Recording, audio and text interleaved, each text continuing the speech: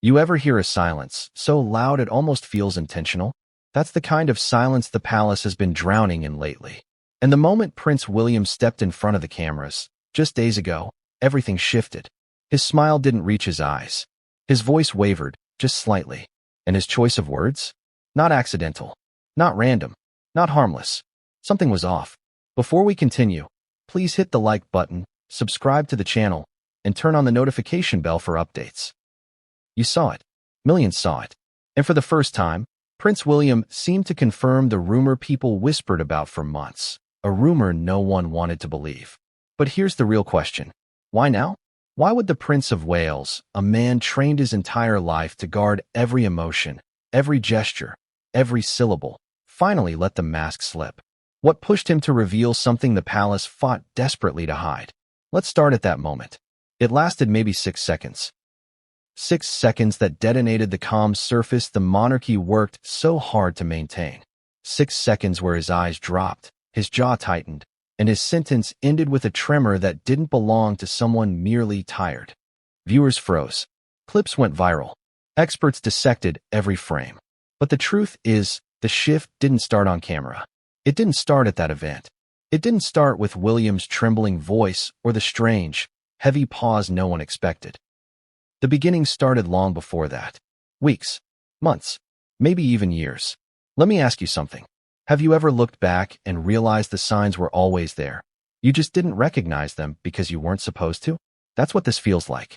Because when you trace the timeline, when you look at William's public appearances, his canceled engagements, the strange statements from palace officials, the sudden tightening of press access, everything points to something deeper.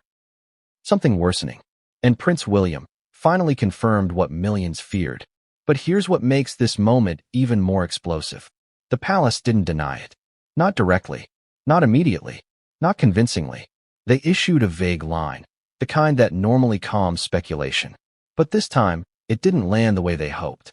If anything, it raised more questions. Because if everything was fine, if this was routine, if William's health was perfectly stable, then why did the tone of the palace shift from controlled confidence to frantic damage control? Why did insiders suddenly start leaking? Why were reporters abruptly silenced? Why did royal photographers whisper that William looked strained, thinner, exhausted, and unlike himself? And why, above all, did King Charles personally step in behind the scenes? That never happens unless the situation is serious. But let's not get ahead of ourselves. The real story begins with a pattern. A slow, creeping pattern that most people ignored until it became impossible to overlook.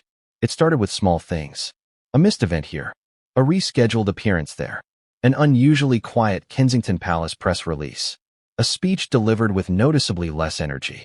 A charity visit cut short for unforeseen reasons. Individually, these things happen. Together, they form a timeline. A timeline that shows a future king fighting a private battle while the world watches, unaware. Now think about this.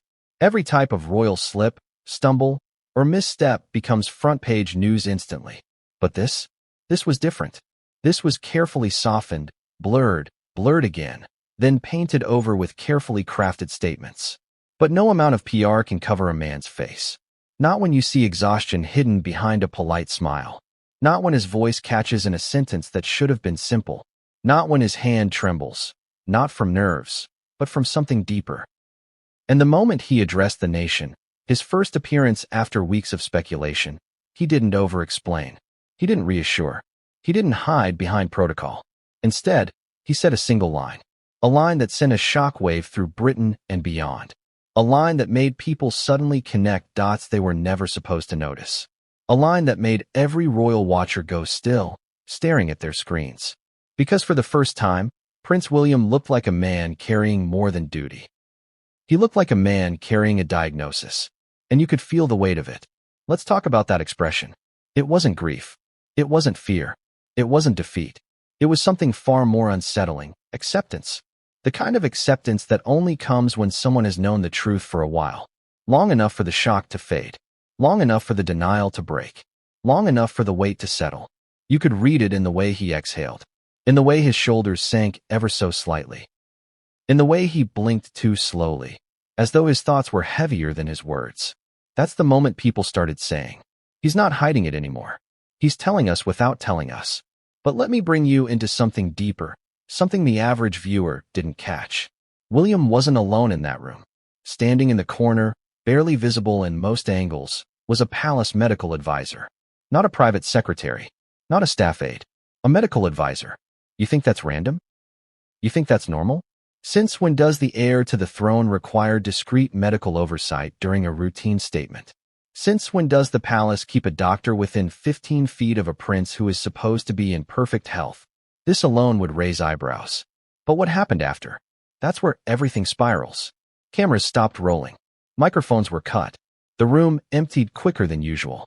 And William remained seated for nearly 2 minutes, staring at the floor, unmoving, before being quietly escorted out through a side exit instead of the main door. People who worked the event said the air felt heavy, tense, wrong. One even described the atmosphere as, like everyone was pretending everything was fine while knowing something wasn't. And then, within hours, palace insiders began whispering. They didn't say the diagnosis. They didn't reveal details. They didn't paint the full picture. But they confirmed one thing. The issue wasn't new. It was worsening. And William's statement was not a slip. It was a signal. A controlled, calculated, carefully timed signal. Now let's zoom out. Let's shift to the emotional stakes. Because when the heir to the throne's health declines, the entire monarchy feels the tremors. Kate feels it. Harry feels it, even from afar.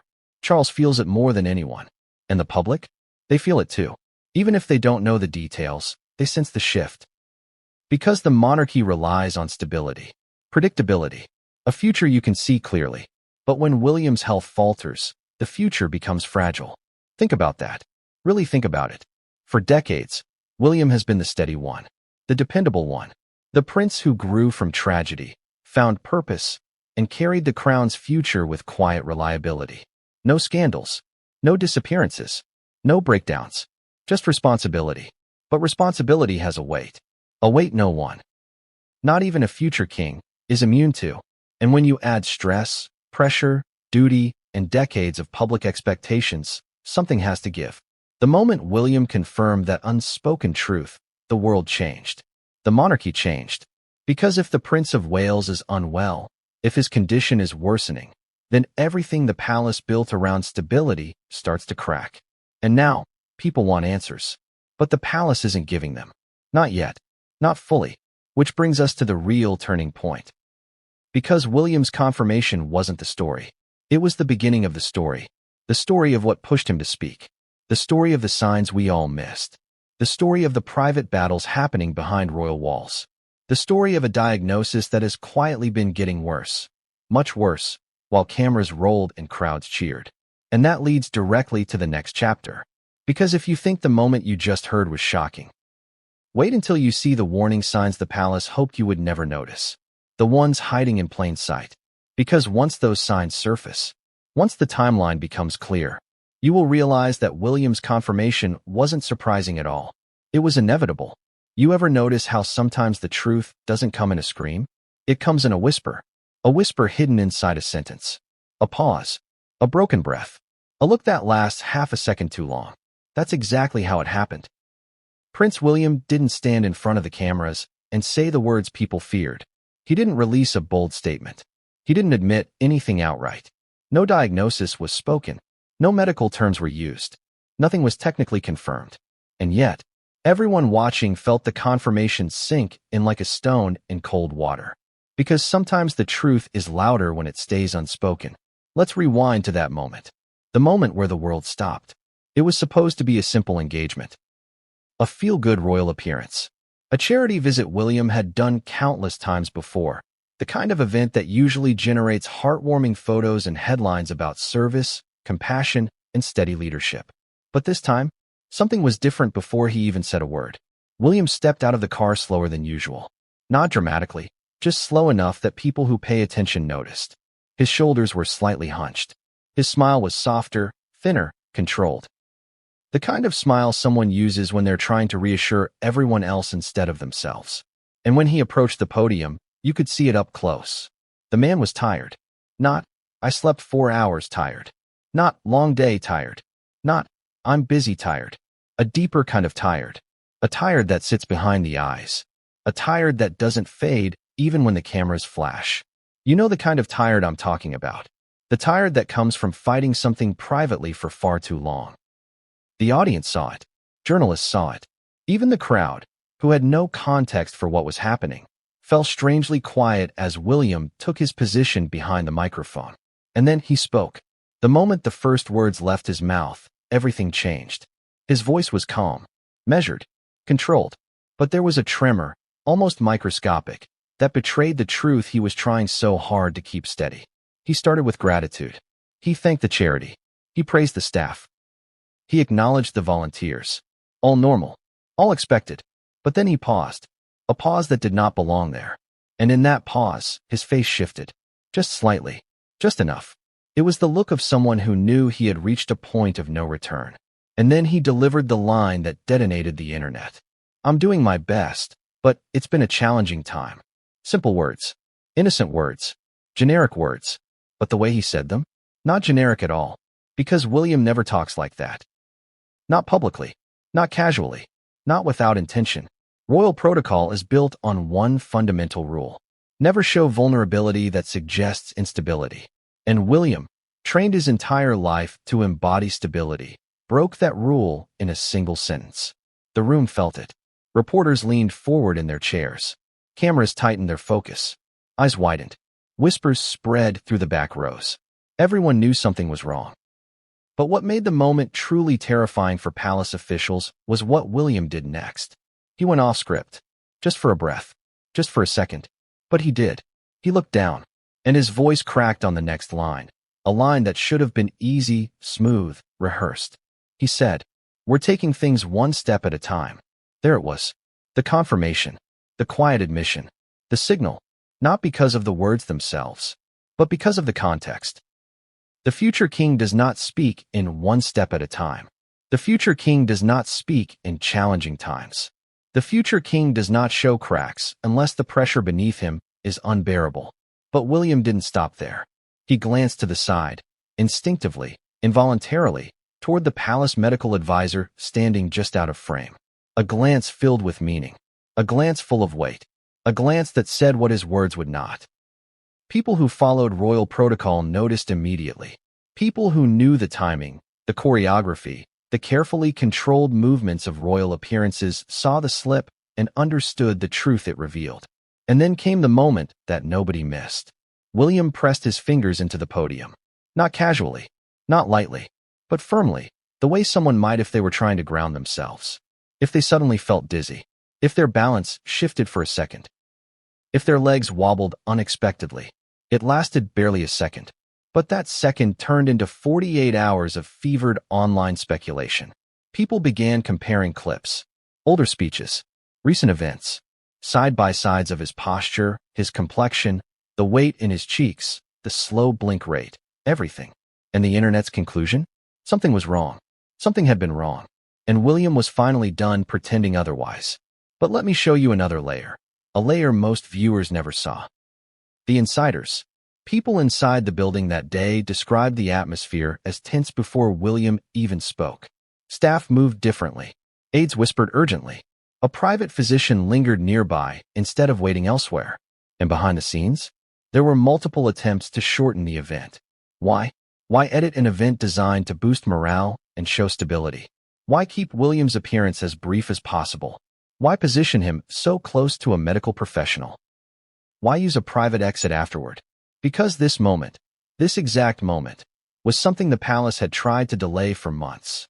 Not because they wanted to deceive the public, but because they feared what the public would do with the truth. And the truth was now slipping out of William's own hands. But here's the part that shook people the most. Royal reporters, seasoned, experienced, emotionally detached professionals, looked genuinely rattled. You can see it in the footage. They weren't just observing. They were reacting. One reporter who had covered William for more than a decade said, "That didn't sound like a man dealing with stress. That sounded like a man acknowledging something he can't control anymore." Think about that. Even the people trained to remain objective felt the shift in the room. And that shift intensified the moment the cameras were turned off. Because after his speech, William didn't walk away with the usual confidence. the usual stride, the usual posture. He stepped back slowly. He blinked hard, as if steadying himself, and he ran his hand across his forehead, not dramatically, but with the exhausted instinct of someone managing more than the public will ever see. An aide moved toward him. Another stepped between reporters and the prince, subtly blocking angles. The medical advisor edged closer, ready but trying not to appear obvious. William nodded. A polite, forced nod. Then he whispered something. Something off mic. Something too quiet for anyone to pick up. But the reaction around him? Immediate. The advisor leaned in. The aide stiffened. His security shifted positions. And then they rushed him out the side exit. Journalists left behind said the silence after his departure felt heavy, like everyone was pretending not to have seen what they saw. And what did they see? A man who wasn't just tired. A man who wasn't just stressed. A man who wasn't just overwhelmed. A man who looked ill, unwell, struggling. And for the first time, Prince William seemed to confirm it. Not through admission, not through explanation, but through the kind of human vulnerability he has been trained to suppress since childhood. Now, let's talk about the internet's reaction. Within minutes, clips of the speech exploded online. People slowed the footage down. People zoomed in. People analyzed the pauses, the hand movements, the tremor in his voice. Some blamed stress. Some blamed exhaustion. Some blamed pressure. But others, including former royal correspondents, body language experts, and even medical professionals, saw something more alarming. A pattern. A worsening pattern. The kind of pattern that doesn't come from pressure. The kind that comes from a private struggle intensifying behind closed doors. And the most chilling part? The palace's response. Normally, they counter rumors immediately. They release clarifications. They reassure the public. They send out carefully polished statements crafted to eliminate fear. But this time, they said almost nothing. A short line. A vague reassurance. A sterile, emotionless message that convinced absolutely no one. Because silence, real silence, is its own confirmation. And in the absence of clarity, people began connecting dots. William's weight fluctuations. His canceled engagements. The shorter public appearances. The tighter security. The sudden private meetings at Kensington Palace. Kate's worried expressions. Charles becoming unusually protective. Royal aides moving with urgency. All signs pointing to one truth. William wasn't just having a challenging time. He was fighting something. Something real. Something serious. Something worsening. And that subtle sentence, taking things one step at a time, was the closest thing to honesty the palace had allowed in months. But the public didn't know the half of it. Because behind that small confirmation, behind that subtle admission, behind that trembling line, there was a moment behind the scenes that revealed everything. A moment William never intended the public to see. A moment that exposes exactly how long this battle has been happening. How many people inside the palace knew, and how desperate the situation had already become. And that moment? Here's the truth almost nobody wants to admit. The warning signs weren't hidden. They were ignored. Ignored because people trusted the palace. Ignored because William always appeared steady. Ignored because the monarchy depends on the illusion of unbreakable strength. But now that everything has shifted, now that his voice cracked and his confirmation echoed in a room full of stunned journalists, the world is suddenly looking back at months of footage, photos, interviews, and public moments with a brand new lens. And what people are seeing now, they can't believe they didn't notice it earlier. Let's walk through those signs, slowly, carefully, the way investigators retrace steps after realizing the truth was in plain sight all along. It starts with the first one, a disengagement. That's not a word used often in royal circles, because it's not supposed to happen. Royals don't disengage. They don't cancel lightly. Every appearance is planned months in advance. Logistics, security, travel, scheduling, all surrounded by layers of protocol. But 3 months ago, William canceled one. Quietly, softly, almost silently. A statement was posted with almost no detail. The prince will not attend due to a personal matter. A personal matter. For a future king, that phrase is rare. Unusual. Loaded. At the time, people shrugged. Maybe it's the kids. Maybe it's scheduling. Maybe it's private charity work. But now, in hindsight, it sticks out like a fracture line. Because that cancellation wasn't the end, it was the beginning. 2 weeks later came another subtle shift. A charity event William usually dominates with warmth and energy felt different. He smiled, yes. He waved, yes. He chatted politely, yes. But you know that spark William always has. That spark inherited from his mother?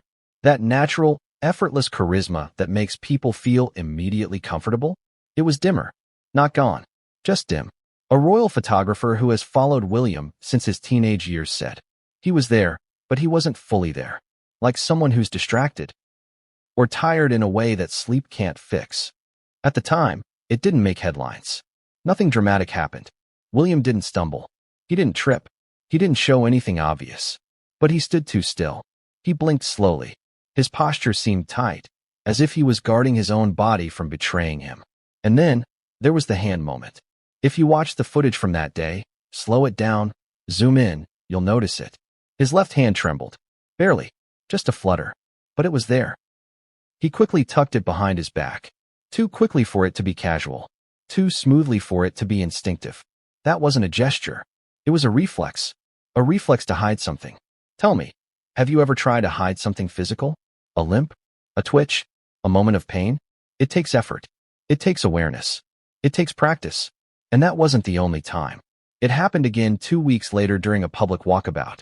He shook hands with supporters, smiled, nodded, and engaged warmly. But his hand lingered too long on one of the barriers. He leaned slightly, just enough to shift his weight in a way that hinted he was feeling something, a pressure in his body, a weakness, a discomfort, something he didn't want the cameras to catch. And again, he brushed it off. He laughed. He joked. He comforted a nervous child in the crowd with the ease of a future king. But if you look closely, behind the charm, behind the polished exterior, there was a flicker of something uneasy. A flicker people now recognize in hindsight as the earliest sign of trouble. But the real turning point, the one everyone should have questioned, happened at a royal reception. This wasn't a public walkabout or a charity visit. This was an event with world leaders, diplomats, and high-ranking officials. The pressure was enormous. The scrutiny was intense. Every detail mattered. That night, William arrived looking immaculate. Tailored suit, composed expression, perfect posture. But within minutes, observers noticed something chilling. William kept touching his collar, adjusting it, loosening it, readjusting it again. Once, maybe it's nerves. Twice, maybe it's heat. 3, 4, 5 times. It's discomfort. Real discomfort. People assumed it was stress, but stress doesn't usually make someone's fingers twitch or their jaw clench repeatedly as they try to maintain control over themselves. At one point, a camera caught William closing his eyes briefly. Just 3 seconds, but the kind of 3 seconds that feel like someone collecting themselves through a wave of dizziness or pain. And the palace saw it. Because right after that clip circulated online, not widely, not famously, but enough, Kensington Palace issued a sudden, unexpected statement the next morning. A routine update. A schedule clarification. A list of upcoming events subject to change. Subject to change. That phrase never appears in royal schedules unless something is deeply wrong behind closed doors. But people didn't notice then. They noticed now. Then came the weight changes. In photos taken across 2 months, William appeared noticeably slimmer. Not unhealthy thin, but tight around the jawline. Leaner. More worn. Stress? Possibly. Workload? Maybe. But insiders began whispering about a more exhausted William, a quieter William. A William who steps away sooner after engagements. One insider anonymously told a reporter, he used to linger. Now he slips out the moment he can. That wasn't a random comment. That was someone noticing patterns. And patterns don't like to stay quiet. Let's talk about the canceled appearances. Because suddenly, they weren't occasional. They were frequent. A planned speech postponed. A military engagement rescheduled. A private meeting replaced with a briefing delivered by an aide. An overseas visit quietly removed from the calendar. The palace brushed everything off as logistical adjustments. But logistics don't break every month. And then something even more unusual happened. William stopped jogging with his security team. For years, William enjoyed an early morning routine where he'd run with 2 members of his protection unit in a secluded area near his residence. Not only was it exercise, it was a ritual, something grounding. Something he relied on. But months ago, he stopped. Completely. Those sessions disappeared from his schedule without explanation. Security staff later hinted at alternative routines. Someone else said he was prioritizing rest. Prioritizing rest. For a man who has always thrived on physical activity, that phrase means something very different. Now let's talk about Kate. Because if you want to know the truth about a man's health, watch the woman who loves him. And Kate's behavior changed dramatically. At public events, she hovered near him more. Subtly, but undeniably. Her eyes darted toward him with concern more often than usual. Not fear, not panic, but watchfulness. The kind of watchfulness a spouse develops when they're trying to mask worry while staying strong. Kate is the definition of royal composure. Polished, graceful, steady under pressure. She never lets emotions slip. But recently, she looked strained, distracted, protective in a way she never had to be before. At one event, when William leaned on a table slightly, barely noticeable unless you were looking directly at him, Kate reached for his arm instinctively. Her hand hovered for half a second, then dropped when he straightened. But that instinct was loud. Partners know. Partners feel things before the world does. And Kate was feeling something. Something she could not hide. Critical moment number 8. The speech cue card. This one slipped under the radar completely, until now. At a major event, William delivered a short speech. The speech was simple. Something he's done hundreds of times. But when he reached the podium, a sharp-eyed photographer noticed something unusual. The cue card had larger print than normal. Royal speech cards are normally printed in standard text size, clean, elegant, easy to glance at. But William's card was nearly double the usual size. Bigger font, wider spacing, less text per line. The palace said nothing, of course. They hoped no one would notice. But people notice everything now. And that cue card was a clue. A clue that maybe William wasn't just tired. Maybe reading small text under bright stage lights was becoming harder for him. Maybe he needed the words closer. Maybe concentration was harder that day. Maybe his condition made focus or vision fluctuate. This wasn't speculation at the time. But in hindsight, it's part of a pattern that points in one direction. A direction the palace is terrified to discuss publicly. But here's the most disturbing sign. The one even insiders struggled to hide. The palace emergency meeting. Of course, it wasn't called that publicly. The palace doesn't use such words. They prefer terms like internal review, strategic discussion, or routine briefing. But what happened 3 weeks before William's confirmation was not routine. At Kensington Palace, several senior advisors, medical staff, and a top-level royal aide gathered behind closed doors. No public schedule noted it. No leaks hinted at it. No reporters were allowed on-site that day. This wasn't a meeting about engagements, or logistics, or public strategy. This was about William. Every insider who whispered about it used the same phrase. It was serious, not dramatic, not emotional, serious. And afterward, the atmosphere at Kensington Palace changed. Meetings became shorter. Staff moved faster. Security tightened. Schedules were rearranged. Quiet conversations became more common. People were bracing. For what? Nobody said. But everyone felt it. Because when the heir to the throne's health declines, the entire institution begins to adjust. And that brings us back to William's confirmation moment. Because by the time he stood behind that podium, by the time his voice cracked, by the time he held the podium too tightly, by the time he glanced toward the medical advisor, the warning signs were no longer subtle. They were flashing red.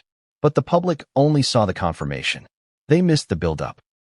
The months of quiet deterioration.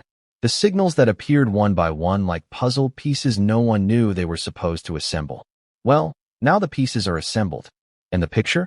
It's darker than anyone expected. Because these signs, these subtle, accumulating red flags, all point to something far more serious than the palace has admitted. Something that's been getting worse.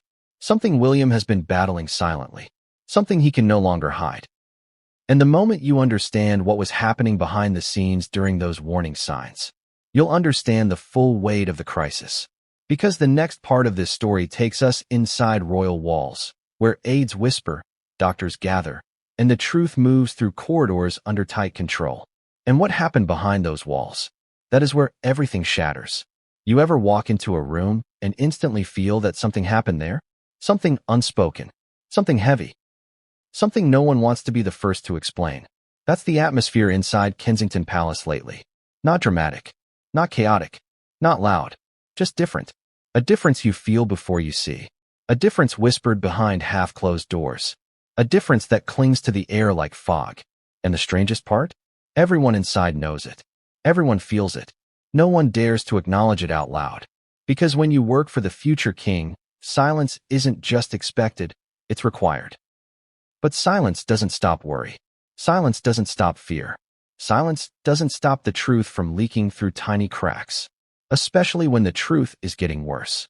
Let's step inside the palace. Not the glamorized version people imagine. The press photos, the gilded halls, the polished floors.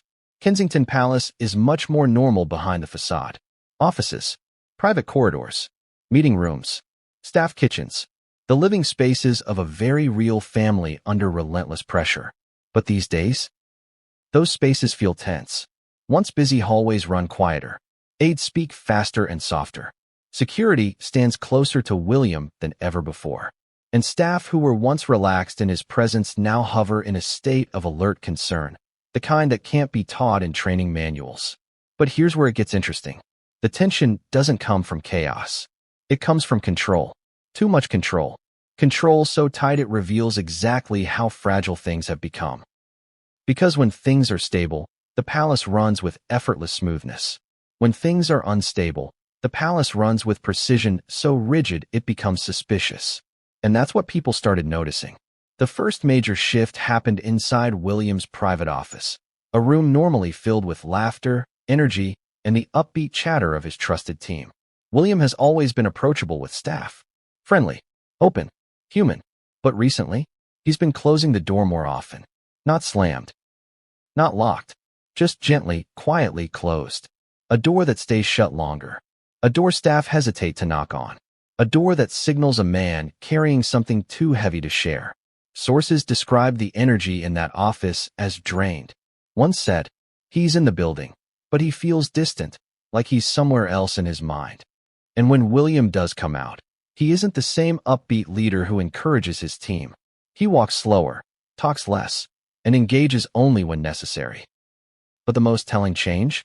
He sits down more. William used to stand through most briefings. He's naturally energetic, always on his feet, always moving. But lately, staff noticed he chooses the chair. Every time. That might seem insignificant to an outsider. It's not. Because for someone as physically active and naturally restless as William, sitting isn't comfort, it's relief. And relief means something is wrong. The next shift happened among his senior aides. Normally, William's team operates like a tight-knit group of seasoned professionals who handle crises with calm expertise.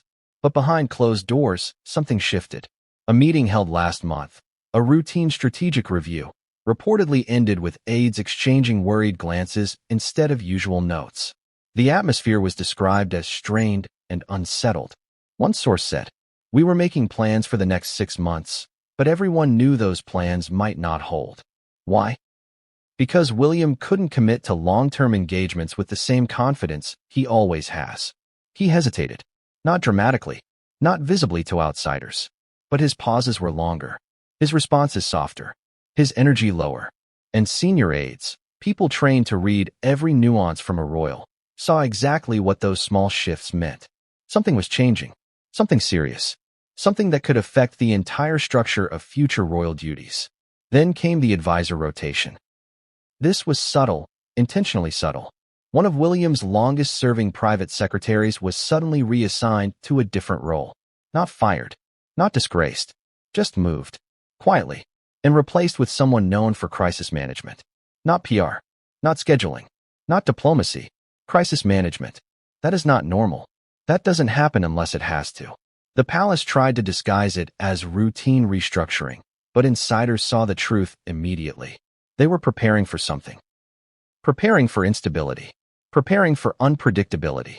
Preparing for a possible shift in William's availability. Preparing for the consequences of a worsening condition. And then there's the doctor. Every senior royal has medical professionals who monitor things discreetly. But recently, William's doctor has been more present. Too present. Present during events, present during briefings, present during days he's not expected to be on site. Staff started noticing. The doctor stays close. Not intrusively, but close enough. Close enough that if William felt faint, weak, dizzy, or overwhelmed, help would reach him in seconds. And that alone tells you everything. Doctors don't stand by like that unless there's a reason. And the reason, though unspoken, was becoming clearer with every day that passed. Let's talk about Kate. Because inside the palace, the shift in her behavior is impossible to ignore. Kate has always been composed, elegant, and emotionally controlled. But behind closed doors, even she has changed. She visits William's office more often. She attends meetings she once left entirely to him. She asks detailed questions. She hovers, not in a panicked way, but in a protective one. Staff described moments where Kate placed a steadying hand on William's arm before walking into a room with him. A small gesture, a subtle one, but deep with meaning. That's the gesture of a spouse who knows something is wrong, who knows what their partner is battling, and who tries to help carry the weight. Kate's smile still shines in public, because she's a professional. But in private, there are moments where she looks worried, moments where she looks tired, moments where she looks like a woman trying desperately to hold a family together while also supporting a husband fighting something invisible to the world. And the staff see it. They see everything. Let's move deeper, into the hallways.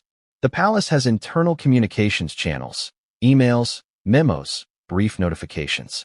Usually, these updates are straightforward and mundane. But lately, the language has changed. More phrases like contingency plan, alternative schedule, support staff on standby, monitoring required, adjustments may be needed. These are not phrases used lightly inside royal walls. These phrases indicate preparation, anticipation, concern, and the strangest update of all, reduced workload guidelines. Not for the palace, not for the staff, for William. Think about that. A man who has built a reputation on serving relentlessly now has guidelines limiting what he should take on, not what he can't take on, what he shouldn't take on, as if someone or several people have decided they need to protect him from his own dedication. That alone suggests a condition that fluctuates, a condition with good days and bad days, a condition that is unpredictable and worsening. But here is the most telling moment of all, the moment staff still whisper about. 2 weeks before William's confirmation, during a private internal meeting, William excused himself. That's not unusual. Royals step out all the time. But this time, he stepped out slowly. He held the chair for balance. He pressed a hand briefly to the side of his head. He closed his eyes. And when he opened them, the room went quiet. Kate stood up immediately. An aide rushed forward. The doctor, yes, the doctor, stepped into the hallway just seconds later, as if he had been waiting for that exact moment. The door closed. The room held its breath. And for 5 long minutes, no one moved. When William returned, he smiled. A forced smile. A brave smile. A please don't ask smile. And he finished the meeting. Because he always finishes what he starts. But for the first time, some staff left that room shaken. Because they didn't just see a prince. They saw a man fighting something silently, fiercely, painfully. They saw the first private moment of vulnerability that made them realize. The warning signs aren't speculation. They're real. And whatever is happening, it's accelerating. There is one more moment you need to see. One more quiet battle inside Kensington Palace. The one that staff feared the most. Last month, a routine briefing turned into something else. William arrived looking noticeably tired. Not unwell, just depleted. The kind of tired that sits behind the eyes, the kind they all recognized now. He sat down. He listened. He asked questions. But halfway through the briefing, his expression shifted. A wave of something, pain, dizziness, exhaustion, washed over him so quickly that an aide stepped forward without thinking. William held up a hand. He breathed slowly, deeply, controlled. He composed himself, because he always composes himself. But the room felt it. The tension, the quiet panic, the subtle fear. This moment wasn't public. This moment wasn't leaked. This moment wasn't filmed. This moment lived only in the eyes of the people who saw their future king fight through something invisible and unstoppable. And that's what made William's eventual public confirmation so devastating. Because staff knew it wasn't an impulsive crack. It was the culmination of everything they had seen behind closed doors. Months of deterioration, silent symptoms, private struggles, tightened schedules, Emergency meetings, medical oversight, Kate's worry, staff's tension, and now the world saw what they had been living with. But here's the thing. This isn't even the worst part. Because inside Kensington Palace, there was one meeting, one secret meeting, that marked the turning point for everyone. A meeting William attended. A meeting Charles responded to. A meeting involving medical experts, advisors, and the hardest conversation the royal family has faced in years. And that meeting is the one the palace denies ever took place. What happened inside that room changes everything. Imagine walking into a room where every word, every gesture, every sigh carries weight that could ripple across a nation. That's the room Kensington Palace summoned last month. The meeting wasn't scheduled publicly. No press release. No whispers leaked to journalists. No aides posted a single hint. Yet insiders who were present still talk about it, though with cautious discretion, as if recounting it aloud might summon the consequences. Because this wasn't just a meeting. It was the kind of gathering that signals a seismic shift in royal affairs. The participants were carefully chosen. King Charles, Prince William, the senior medical advisor assigned to the heir, key members of the royal private office, two of William's long-serving aides. The room was private, the blinds closed, the atmosphere thick, almost suffocating. Some staff who entered later described the air as charged with a quiet panic. No one spoke at first. They didn't have to. The tension itself was an unspoken language. William sat at the head of the polished oak table, his back straight, but his shoulders heavy. Not with fatigue alone, but with responsibility. The weight of a future kingdom pressing invisibly on him. Charles observed him silently, his face unreadable, but his eyes sharp. A father, a king, a man balancing duty with fear. And the advisors? They shuffled papers, checked tablets, adjusted chairs, every small action punctuated by silence. It began, as many tense meetings do, with an innocuous remark. "Thank you all for coming," William said, voice steady, but softer than usual. A simple line. Neutral, polite, expected. But here's the thing about subtlety. In a room like this, it speaks louder than grand statements. Because the moment he acknowledged the meeting, Charles leaned forward. His hand rested on the table, fingers tapping rhythmically. He spoke with measured control. "We need to discuss what is no longer manageable in public schedules." The words were straightforward, businesslike, but the undertone, heavy with concern. Everyone understood immediately. No euphemisms, no vague references.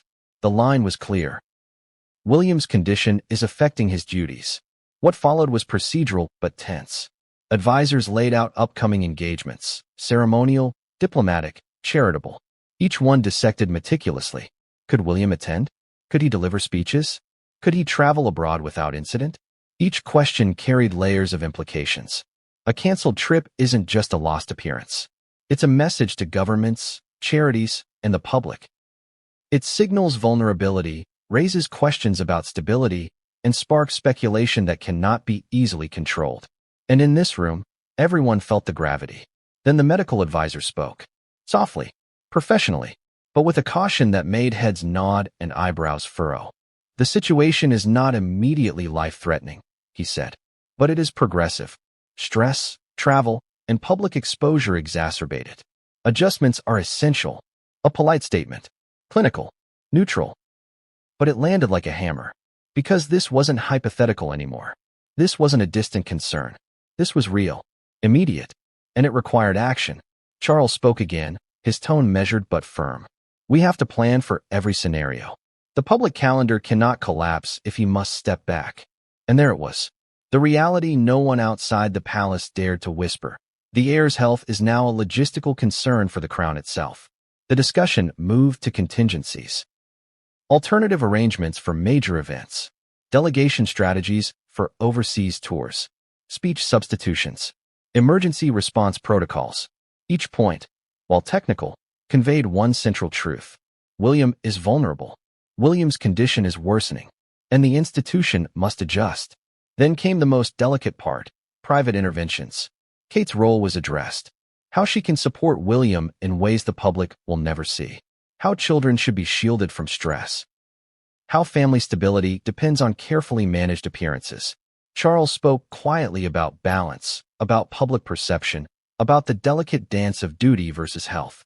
And then, finally, William himself spoke. Not to give information, not to explain, but to acknowledge. I am aware of the implications, he said, and I will do what is necessary to manage my obligations without endangering responsibilities. A sentence that could have passed unnoticed. But inside the room, it was monumental, because this wasn't just acknowledgement. It was admission, the kind of admission that changes planning, protocols, and even the way the family moves through public life. For hours, the meeting continued. Schedules dissected, medical guidance reviewed, public perception evaluated, security protocols adjusted. Staff later described a subtle shift after the first 2 hours. William became quieter, more contemplative. He paused more often. He rubbed his temples, a sign, insiders said, of someone trying to steady both mind and body. Charles remained composed, firm, protective, a king who now faces not only his own legacy, but the fragile future of the monarchy. And Kate? She didn't speak much, but she was present, observing, ready, her hand on the back of William's chair a few times, a small gesture of grounding. Moments like this, staff said, speak louder than words. By the end of the meeting, the action plan was clear. Prioritize health. Adjust calendar. Delegate duties. Monitor progress closely. Prepare contingencies. Each point a brick in a defensive wall, erected to protect the crown and its heir. But here's the twist. Not everyone agreed on the interpretation. Not everyone believed the public should know. Not everyone trusted William's condition to remain private. And that tension, that split between duty, secrecy, and transparency, set the stage for an even more complex dilemma. Some advisors whispered concerns about public perception. Others emphasized moral responsibility. And William? He remained quiet, measured, tired but resolute. Because William has always been conditioned to lead quietly, to bear burdens without complaint, and to ensure the institution survives him. But this time, the weight was undeniable. And the next steps weren't just about schedules, not about speeches or visits, not about media statements. They were about the future of the monarchy itself. After the meeting, small changes became visible immediately.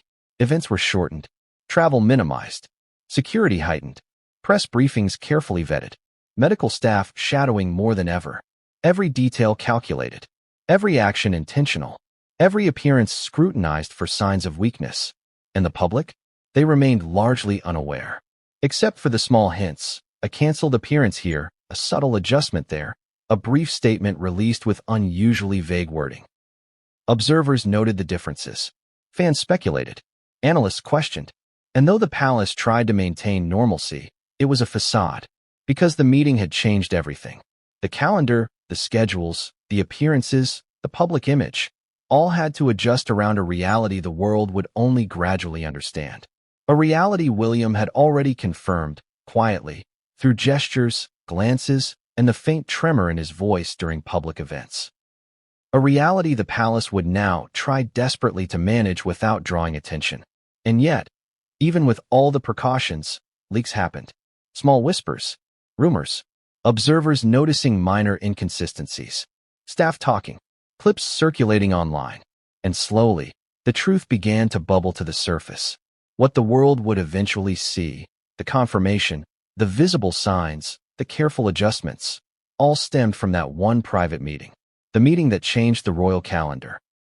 The meeting that acknowledged the unspoken truth. The meeting that marked a turning point in how the crown would handle William's public life from that day forward. And what happened next? Well, that's the part no one in the palace wanted to leak. Because it involved private family strategy, medical oversight, and decisions that could alter the perception of stability across the monarchy. And yet, one slip, one moment, one misjudged signal, and the world would see that William's health isn't just a private matter. It's a story unfolding before our eyes.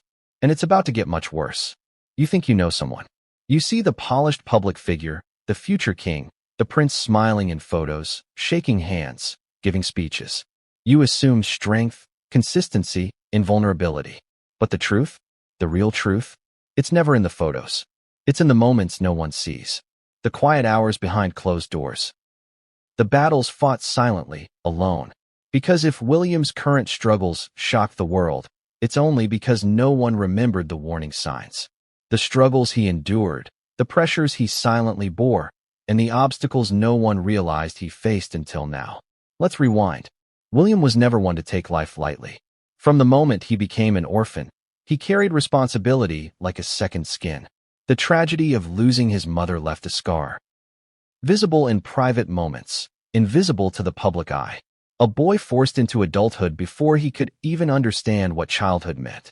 That trauma shaped him, hardened him, fueled a drive to be dependable, perfect, steady. But trauma has a way of leaving shadows behind. Shadows that, decades later, still manifest in stress, fatigue, and silent anxiety. Do you think the weight of the world disappears because a smile appears on camera? It doesn't. Not for someone like William. Even before recent events, there were subtle hints that he wasn't invincible. Physical injuries from his military service, small but cumulative. Moments of exhaustion visible in private photos. Stress-induced headaches. A tendency to isolate when overwhelmed. Occasional faint tremors in his hands during long speeches. Often ignored, often rationalized as nerves. And yet, he persevered. Always. Because the image mattered. The crown mattered. The people mattered. So every small warning sign. Ignored. Minimized. Concealed. Even with Kate by his side, guiding, supporting, monitoring, William refused to show weakness. But here's the irony. The very effort to hide it, to mask it, to maintain composure, compounded the stress. Every mile he ran, every late-night briefing, every public engagement stacked upon the quiet strain inside his body. And it built. Think about this. Decades of private pressure, public scrutiny, emotional stress. What would that do to anyone's body? For William, it manifested subtly. A missed beat during a jog. A deeper sigh after a long ceremony. A pause that lingered slightly longer than normal during conversations. At first, these were imperceptible to outsiders. But inside the palace, staff noticed. They always notice. The aides who have served the royal family for years quietly began exchanging glances. "He's tired," one would murmur. "Not just tired," another would reply. "Something else." The medical team? They began monitoring subtly, checking vitals during routine visits, observing energy levels, tracking patterns in rest and movement. All the while, no one outside knew. Because secrecy is protocol. But secrecy doesn't make reality disappear. Let's focus on the most telling episode from 2 years ago. William had a charity event scheduled, a simple visit, nothing extraordinary. But during the event, a small detail caught attention. A photographer noticed his left hand slightly trembled as he extended it for a handshake. A slight misstep in a casual stride. An off moment when laughing with children. No one made a headline out of it. Not yet. Not publicly. But those inside the palace did. Aides whispered. Observers noted. Kate noticed more than anyone. Her concern, subtle, protective, cautious, grew incrementally. She placed her hand on his arm, guided him subtly through crowds, ensured he had rest after the engagement. At the time, it seemed minor. Small adjustments. Nothing alarming. Now, with hindsight, it was the first layer of an unraveling pattern. The next phase came during his military training. William's dedication to service is well documented. He pushed physically, mentally, emotionally. But there were moments where exhaustion became more than fatigue. One officer, speaking anonymously, noted a particular day during a demanding exercise. He wasn't himself. Slower. Hesitant. Not reckless, but cautious in a way that suggested he was pushing through something. A minor moment for some. But for those who know him well, it was a quiet signal. The body often reveals what the mind hides. And William's body had been quietly revealing itself for years. Let's not forget stress from public expectation. Every action is dissected. Every smile scrutinized. Every word analyzed. Every pause questioned. Every interaction becomes fodder for public discourse. Imagine growing up under that microscope, losing a parent tragically, learning from a young age that your behavior isn't just yours. It represents the institution, the family, the monarchy itself. It builds invisible pressure, stress that accumulates silently, slowly, methodically, and even the most disciplined, strongest, future king will feel it. Private medical checkups over the past decade reveal fluctuations in vital signs during periods of high stress. Headaches, slight tremors, moments of fatigue that required attention. Minor interventions were sufficient at the time, but they were markers, warnings, signals that, if unheeded, could accumulate. Combine that with irregular schedules, long-haul flights, public scrutiny, and the constant balancing of family, and even minor physical issues become major concerns. Ask yourself, how much can a person shoulder before the cracks begin to show? William's history suggests the answer is complicated. Then there were the psychological pressures. Anyone who has watched him grow into his role knows. This is a man who internalizes responsibility. The weight of duty is personal. Failure is not an option. The monarchy does not tolerate weakness. So he suppresses, masks, pushes through. Even in private moments, he maintains control. And yet, the body does not lie. Fatigue, tremors, subtle postural changes. Tiny but consistent indicators of a body under stress. Small adjustments to daily life. Skipped morning runs, brief breaks during long meetings, alterations in diet and rest patterns. All signs of a system compensating for unseen strain. And it's cumulative. Cumulative stress leads to vulnerability. Vulnerability leads to exposure. Exposure leads to crisis. And William is a man who has now reached that point. One private aide reflected. He never complains. Never. But sometimes, when no one is looking, you can see it in his eyes. The fatigue. The weight of expectation. The understanding that every step carries more than just personal consequence. Kate sees it too. Every subtle shift, every pause, every tense movement. And the staff? They adjust. They anticipate. They react before an incident occurs. It's a silent battle that has been ongoing for years. Years of quiet struggle. Years of discipline. Years of appearances that mask inner turmoil. And now, the public sees only the tip of the iceberg. The confirmation, the pause, the subtle tremor. All signals that what has been building for years is now undeniable. But what happened next? Well, that's where the story escalates. Because the struggle, the history, the quiet battle, it's not just background. It's a precursor to the worsening reality that William is now facing. Have you ever noticed how the smallest signs can reveal the largest truths? A flicker in the eye, a tremor in the hand, a pause just long enough to send a ripple of suspicion through a room. For Prince William, those signs have been mounting, and experts, quietly observing, are piecing together a picture the palace can no longer fully hide. The thing about experts is this: they see beyond appearances. They notice the details everyone else misses, the subtle cues, the contradictions between what is said and what the body conveys. And when they look at William, they see a man carrying more than duty. They see a body signaling distress. Let's start with the hands. It's subtle. A tremor here, a slight flutter there. Nothing alarming to the untrained eye. But to neurologists, physiologists, and body language specialists, these small movements matter. Why? Because involuntary movements can indicate stress, fatigue, or underlying conditions that aren't immediately visible. Multiple experts, speaking anonymously, have pointed out that William's hand movements during public appearances have been increasingly inconsistent, sometimes steady, sometimes barely perceptible tremors. And while stress or nerves could explain minor variations, the pattern has persisted consistently over months. This pattern is a red flag. Next, the posture. Royal appearances are meticulously choreographed. Every step, every gesture, every stance is deliberate. But when William stands behind a podium, steps into a room, or greets a crowd, there's a subtle shift. Shoulders slightly forward. A weight transferred more onto one leg. Micro-adjustments mid-stance. All indicators, experts say, of someone unconsciously compensating for internal strain. The human body rarely lies. It can mask expressions for a few minutes, a few hours, a few days.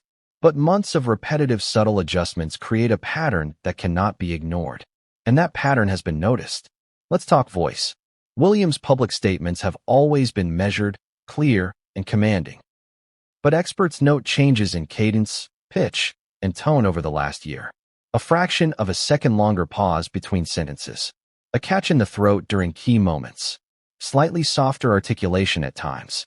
For most, it would go unnoticed.